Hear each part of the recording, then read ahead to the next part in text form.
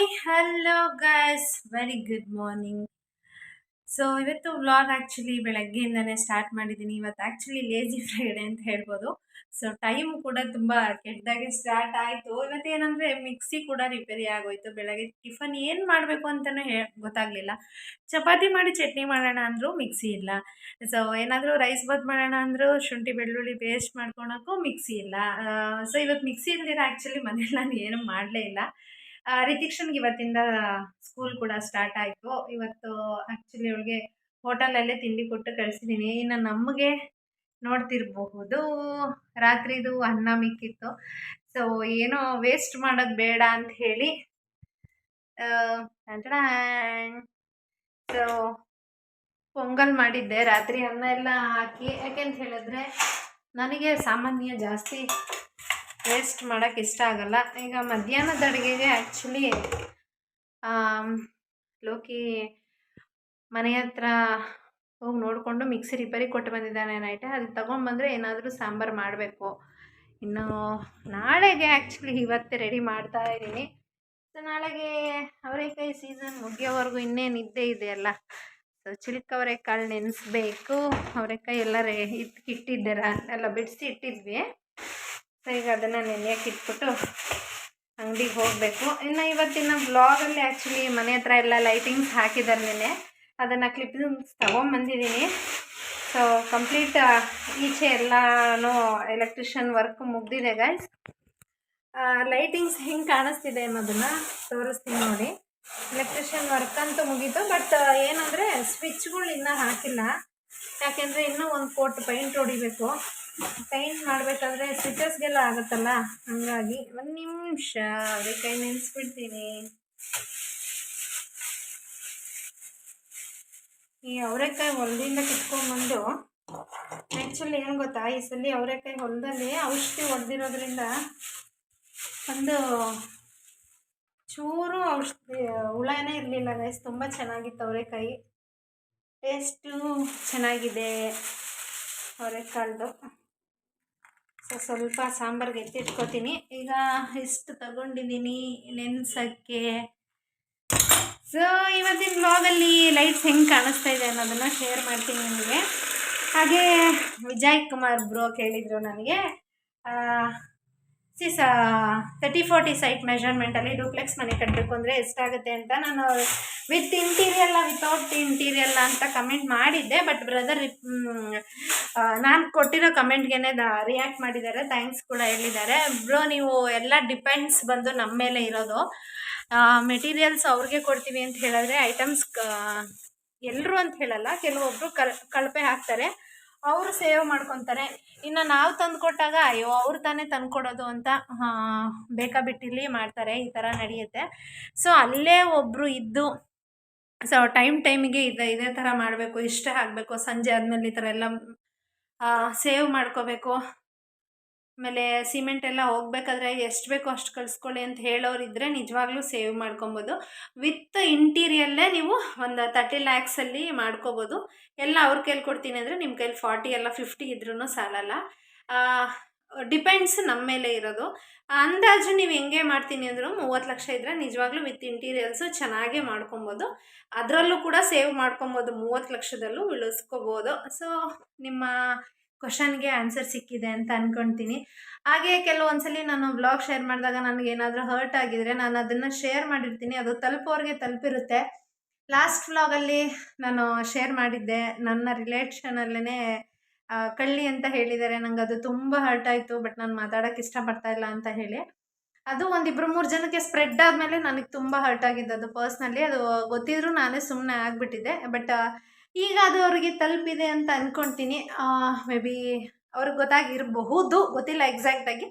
But ನನಗೆ ಗೊತ್ತಿರೋ ಪ್ರಕಾರ ತಲುಪಿದೆ ಅಂತ ಅಂದ್ಕೊಳ್ತೀನಿ. ಯಾಕೆಂದರೆ ಒಬ್ಬರ ನಡವಳಿಕೆಯಲ್ಲೇ ಗೊತ್ತಾಗ್ಬಿಡುತ್ತಲ್ವ ಅವರು ಹೆಂಗೆ ರಿಯಾಕ್ಟ್ ಮಾಡ್ತಾ ಇದ್ದಾರೆ ನಮ್ಮ ಹತ್ರ ಅಂತ. ಸೊ ಅದ್ರ ಪ್ರಕಾರ ಗೆಸ್ ಮಾಡ್ತಾ ಇದ್ದೀನಿ. ಸೊ ಬನ್ನಿ ಈಗ ಅಂಗಡಿಗೆ ಹೋಗಿ ಮನೆ ಹತ್ರ ಹೋಗಿ ಯಾರ್ಯಾರು ಏನೇನು ಕೆಲಸ ಮಾಡ್ತಿದ್ದಾರೆ ಅನ್ನೋದನ್ನು ಶೇರ್ ಮಾಡ್ತೀನಿ. ಅಂಗಡಿ ಬಿಸ್ನೆಸ್ ಸ್ವಲ್ಪ ಡಲ್ ಆಗಿದೆ, ಇಟ್ಸ್ ಓಕೆ, ಕಾಪಾಡ್ಕೋತೀನಿ ಅಂತ ಹೇಳ್ತಾ ಬನ್ನಿ ಮನೆ ಹತ್ರ ಹೋಗಿ ವ್ಲಾಗ್ ಶೇರ್ ಮಾಡ್ತೀನಿ ಗಾಯ್ಸ್. ಇನ್ನು ನೋಡ್ತಿರ್ಬೋದು ಎಲೆಕ್ಟ್ರಿಷಿಯನ್ ಎಲ್ಲ ಲೈಟ್ಸಿಂಗ್ಸ್ ಹಾಕಿದ್ಮೇಲೆ ಹೆಂಗೆ ಕಾಣಿಸ್ತಾ ಇದೆ ಅಂತ. ಮನೆ ಮುಂದೆ ಸ್ವಲ್ಪ ದೊಡ್ಡದಾಗೇ ಇರಲಿ ಅಂತ ಹೇಳಿ ಅದು ಹಾಕ್ಕೊಂಡಿದ್ದೀನಿ. ಇನ್ನು ಎಲ್ಲ ಮನೆಗೂ ಕೂಡ ಕೆಲಸ ಮುಗಿಸಿದೆ. ಕೆಲವೊಂದಷ್ಟೇ ಸ್ವಿಚ್ ಪ್ಲಗ್ ಹಾಕಬೇಕಾಗಿತ್ತು. ಕಂಪ್ಲೀಟಾಗಿ ಎಲೆಕ್ಟ್ರಿಷಿಯನ್ ಕೆಲಸನೂ ಮುಗಿದಿದೆ. ನೋಡಿದ್ರಲ್ಲ ಗೈಸ್, ಮನೆ ಹತ್ರ ಹೋಗಿದ್ದೆ. ಆ್ಯಕ್ಚುಲಿ ಲೈಟಿಂಗ್ಸ್ ಕೆಲಸ ಎಲ್ಲ ತುಂಬ ಚೆನ್ನಾಗಿ ಹಾಕಿದ್ದಾರೆ. ಒಳಗಡೆನೂ ಕೂಡ ಎಲ್ಲ 3D ಲೈಟ್ಸ್ ಥರ ಕಾಣಿಸ್ತಾ ಇದೆ ನೋಡೋದಕ್ಕೆ. ಇನ್ನೊಂದು ಏನಂದರೆ ಮನೆಯೆಲ್ಲ ಕಂಪ್ಲೀಟ್ ಇನ್ನೇನು ಆಗಕ್ಕೆ ಬಂದಿದೆ. ಅದನ್ನ ನೋಡ್ತಾ ಇದ್ರೇ ಒಂಥರ ಖುಷಿ. ಸೊ ಯಾವಾಗ ಹೋಗ್ತೀವಿ ಅನ್ನೋದನ್ನು ಕೂಡ ಒಂಥರ ಖುಷಿ. ಲೈಟಿಂಗ್ಸ್ ಮುಗಿದಿದೆ. ಇನ್ನು ಈಚೆ ಎಲ್ಲ ಬಾರ್ಡ್ರಿಗೆಲ್ಲ ಪೇಂಟ್ ಕೂಡ ಆಗಿದೆ. ಈಚೆ ಆ್ಯಕ್ಚುಲಿ ಫುಲ್ ಟಾಪಲ್ಲಿ ನಾನು ಮ್ಯಾಂಗೋ ಕಲರ್ ಹಾಕಿದ್ದೀನಿ. ಮತ್ತು ಬಾರ್ಡರ್ಸ್ಗೆಲ್ಲ ವಿಂಡೋಸ್ ಬಾರ್ಡರ್ಸ್ಗೆಲ್ಲ ಗ್ರೇ ಕಲರ್ ಹಾಕ್ಕೊಂಡಿದ್ದೀನಿ. ಕಲರ್ ಕಾಂಬಿನೇಷನ್ ಚೆನ್ನಾಗಿದೆ. ಬಟ್ ಅದ್ರಲ್ಲಿ ಸ್ವಲ್ಪ ಮಿಸ್ಟೇಕ್ ಏನಪ್ಪ ಅಂತ ಹೇಳಿದ್ರೆ, ಪೇಂಟ್ ಅವ್ರಿಗೆ ನಾನು ಡಾರ್ಕ್ ಗ್ರೇ ಕೊಡಿ ಅಂತ ಹೇಳಿದ್ರು. ಅವರು ಫುಲ್ಲು ಡಾರ್ಕ್ ಗ್ರೇ ಕೊಟ್ಬಿಟ್ಟಿದ್ದಾರೆ. ಅದು ಸಡನ್ನಾಗಿ ನೋಡೋದಕ್ಕೆ ಬ್ಲ್ಯಾಕ್ ಕಲರ್ ಥರ ಕಾಣಿಸುತ್ತೆ. ಅದು ಬಟ್ ಗ್ರೇನೇ. ಇನ್ನೊಂದು ಸ್ವಲ್ಪ ಡಲ್ ಗ್ರೇ ಕಲರ್ ಕೊಟ್ಟಿದ್ರೆ ಅದು ನಿಜವಾಗ್ಲೂ ಒಂಥರ ಇನ್ನೂ ಚೆನ್ನಾಗಿ ಕಾಣಿಸೋದು. ನಾನು ಆ್ಯಕ್ಚುಲಿ ತೋರಿಸ್ತೀನಿ ನೋಡಿ. ಇರಿ, ಇಲ್ಲೊಂದು ಇದ್ರಲ್ಲಿ ತೋರಿಸ್ತೀನಿ ನೋಡಿ. ಈ ಗ್ರೇ ಅಲ್ಲಿ ಕೇಳಿದ್ದೆ, ಅವರು ಒಂಥರ ಫುಲ್ಲು ಕಪ್ಪು ಕಲರ್ ಅಲ್ಲಿ ಕೊಟ್ಬಿಟ್ಟಿದ್ದಾರೆ. ಇರಲಿ, ಅಲ್ಲಿಗೆ ಬಂದಿದ್ದು ಪಂಚಾಮೃತ. ಸೊ ಹೊರಗಡೆ ಪೇಂಟಿಗೆ ಟೋಟಲ್ ಕಾಸ್ಟ್ ಆಗಿದೆ ಹೇಳ್ಬಿಡ್ತೀನಿ. 1,20,000 ಹೊರಗಡೆದಕ್ಕೆ ಮಾತ್ರ ಆಗಿದೆ. ಅಂದರೆ ಈ ಬಾರ್ಡರ್ಸು, ಈ ವಿಂಡೋಸ್ಗೆ ಹಾಕಿರೋದು ಮ್ಯಾಂಗೋ ಬಾರ್ಡ್ರು ಅವೆಲ್ಲ ಬಿಟ್ಟು. ಇನ್ನು ಗೇಟ್ಗೆ ಆ್ಯಕ್ಚುಲಿ ನಾನು grey colour with golden colour ಹಾಕ್ಸಿದ್ದೀನಿ. ಆಮೇಲೆ ಗೇಟ್ ಫುಲ್ಲು ಕ್ಲೋಸ್ ಮಾಡಿಸಿದ್ದೀನಿ. ಯಾಕಂದರೆ ಬಿಲ್ಡಿಂಗ್ ಅಂದಮೇಲೆ ಹೆಣ್ಮಕ್ಳು ಇರ್ತಾರೆ, ಗಂಡ್ಮಕ್ಳು ಇರ್ತಾರೆ, ನೈಟ್ ಹೊತ್ತು ಹೊರಗಡೆ ಹೋಗಿರೋರು ಇರ್ತಾರೆ. ಸ್ವಲ್ಪ ಸೇಫಾಗಿರಲಿ ಅಂತ ಹೇಳಿ. ಈಗೆಲ್ಲ ಕಳ್ಳರ ಕಾಟ ಜಾಸ್ತಿನೇ ಇದೆ ಅಲ್ವಾ. ಸೊ ಹಾಗಾಗಿ ಸ್ವಲ್ಪ ಸೇಫಾಗಿ ಇರಲಿ ಅಂತ ಹೇಳಿ ನಾನು ಫುಲ್ ಗೇಟ್ ಕ್ಲೋಸ್ ಮಾಡಿಸ್ಕೊಂಡಿದ್ದೀನಿ. ಇನ್ನು ಪೆಂಡಿಂಗ್ ಏನೇನು ಕೆಲಸ ಇದೆ ಅಂದರೆ ಗೈಸ್, ಮನೆ ಮುಂದೆ ಆ್ಯಕ್ಚುಲಿ ನಾನೊಂದು ಗೇಟ್ ಹಾಕ್ಸ್ಕೋಬೇಕು ಅಂತ ಅಂದ್ಕೊಂಡಿದ್ದೀನಿ. ಏಕೆಂದರೆ ಸಣ್ಣ ಮಕ್ಕಳಿರೋದ್ರಿಂದ ರಿತಿಕ್ಷನ್ಗೆ ಅರ್ಥ ಆಗುತ್ತೆ, ಬಟ್ ಋತ್ವಿಕ್ಗೆ ಅರ್ಥ ಆಗಲ್ಲ. ಸೊ ಅಟ್ಲೀಸ್ಟ್ ಅವರು ಈಚೆ ನೋಡೋಕೆ ಓಡಿ ಬಂದುಬಿಟ್ರೆ ಭಯ ಆಗುತ್ತೆ. ಅದರಲ್ಲೂ ನಾವು ಹೋಗೋದು 3ನೇ ಫ್ಲೋರು. ಹಾಗಾಗಿ ಬೇಡ, ರಿಸ್ಕ್ ಯಾಕೆ ತೊಗೊಳೋದು ಅಂತ ಹೇಳಿ ಬೇಡ ಅಂತ ಅಂದ್ಕೊಂಡಿದ್ದೀನಿ ನಾನು. ಮನೆ ಮುಂದೆ ಒಂದು ಗೇಟ್ ಹಾಕಿಸ್ಕೋಬೇಕು. ಇನ್ನು ಇವತ್ತು ಗ್ಯಾಸ್ ಎಲ್ಲ ಕೆಳಗಡೆನೇ ಕನೆಕ್ಷನ್ ಇಡಿಸಿರೋದ್ರಿಂದ ಗ್ಯಾಸ್ ಇಡೋದಕ್ಕೆ ಡೋರ್ ಮಾಡೋರು ಬರ್ತಾರೆ. ಅವ್ರದ್ದೊಂದು ಸ್ವಲ್ಪ ಕೆಲಸ ಇದೆ. ಇನ್ನು ಸೋಲಾರು ಅವೆಲ್ಲ ಏನಿದ್ರು ಏಪ್ರಿಲ್ಗೆ ಗೃಹ ಪ್ರವೇಶ ಇರೋದ್ರಿಂದ ಏಪ್ರಿಲ್ಗೆ ಇಟ್ಕೊಂಡಿದ್ದೀನಿ. ಇನ್ನು ವಾಷಿಂಗ್ಸ್ ಎಲ್ಲ ಆ್ಯಕ್ಚುಲಿ ನಾನು ಇವಾಗ ಬೇಡ, ಈಗ ಮಾಡಿಸಿದ್ರೆ ವೇಸ್ಟ್ ಆಗುತ್ತೆ, ಏಪ್ರಿಲ್ಗೆ ಹೋಗಿ ಇಟ್ಕೊಳ್ಳೋಣ ಅಂದ್ಕೊಂಡಿದ್ದೀನಿ. ಅಮ್ಮನ ಮನೆಯಲ್ಲಿ ಸ್ವಲ್ಪ ಹಬ್ಬ ಇದೆ, ಶಿವರಾತ್ರಿ ಸ್ವಲ್ಪ ಜೋರಾಗೆ ಮಾಡ್ತೀವಿ ನಾವು. ಹೋದ ವರ್ಷ ನಾನೇನೋ ಫ್ರೆಶರ್ ಆಗಿರೋದ್ರಿಂದ ಅಷ್ಟು ಜನ ನಂದು ವಿಡಿಯೋಸ್ ಅದು ನೋಡಿರಲಿಲ್ಲ. ಸೊ ಈ ವರ್ಷ ಶಿವರಾತ್ರಿ ಹಬ್ಬಕ್ಕೂ ನಾನು ಕೂಡ ಹೋಗ್ತೀನಿ. ಅಲ್ಲಿ ಹೆಂಗೆ ನಡೆಯುತ್ತೆ ಅನ್ನೋದನ್ನು ಶೇರ್ ಮಾಡ್ತೀನಿ. ಇನ್ನು ಮನೆ ಬಗ್ಗೆ ಯಾರಿಗಾದರೂ ಏನೇ ಡೌಟ್ ಇದ್ದರೆ, ಸೊ ಹೊಸ್ದಾಗಿ ಸ್ಟಾರ್ಟ್ ಮಾಡೋರು ಎಷ್ಟಾಗ್ಬೋದು ಏನು ಅನ್ನೋ ಡೌಟ್ ಇದ್ದರೆ, ಸೊ ಅದನ್ನು ಕ್ಲಾರಿಫಿಕೇಷನ್ ಆಗಿ ಶೇರ್ ಮಾಡ್ಕೊತೀನಿ. ನಿಮಗೂ ಯೂಸ್ ಆಗ್ಬೋದು.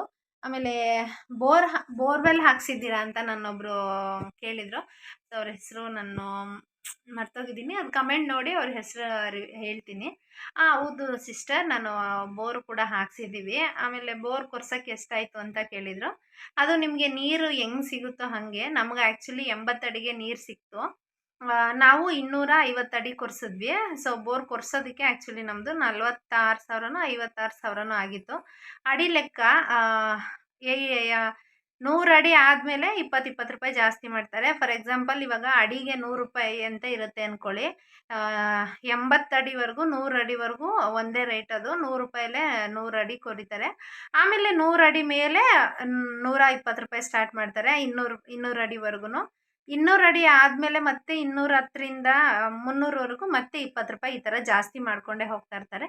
ಕೊರ್ಸೋದಕ್ಕಷ್ಟು ಜಾಸ್ತಿ ಆಗಲ್ಲ. ನೀವು ಏನು ಕೇಸಿಂಗ್ ಹಾಕಿಸ್ತೀರಲ್ಲ, ಅದು ಡಿಪೆಂಡ್ಸ್ ಎಷ್ಟು ಡೀಪಾಗಿ ಹಾಕ್ತೀರೋ ಅದ್ರವರೆಗೂ ಅದು ಗೇಜ್ ಇರುತ್ತೆ. ಅದೇನೇನೋ ಹೇಳ್ತಾರೆ, ಅದ್ರ ಮೇಲೆ ಡಿಪೆಂಡು. ಗೇಜ್ಗೆ ಸ್ವಲ್ಪ ಜಾಸ್ತಿ ಕಾಸ್ಟ್ಲಿ ಆಗುತ್ತೆ. ಸೊ ನಾಳೆ ವ್ಲಾಗಲ್ಲಿ ಮೀಟ್ ಮಾಡ್ತೀನಿ ಅಂತ ಹೇಳ್ತಾ ಇವತ್ತಿನ ವ್ಲಾಗ್ ಇಲ್ಲಿಗೆ ಮುಗಿಸ್ತಾ ಇದ್ದೀನಿ. ಇದೇ ಥರ ಸಪೋರ್ಟ್ ಮಾಡಿ. ಇನ್ನು ಯಾರ್ಯಾರು ನನ್ನ ಚಾನಲ್ಗೆ ಸಬ್ಸ್ಕ್ರೈಬ್ ಮಾಡಿಲ್ಲ, ಸೊ ಪ್ಲೀಸ್ ಸಬ್ಸ್ಕ್ರೈಬ್ ಮಾಡ್ಕೊಂಡು ನನಗೂ ಕೂಡ ಸಪೋರ್ಟ್ ಮಾಡಿ ಅಂತ ಕೇಳ್ತಾ ಇವತ್ತಿನ ವ್ಲಾಗ್ ಇಲ್ಲಿಗೆ ಮುಗಿಸ್ತಾ ಇದ್ದೀನಿ guys. Bye, checking, I love you all. ಇದೇ ರೀತಿ ಸಪೋರ್ಟ್ ಮಾಡ್ತಾರಿ.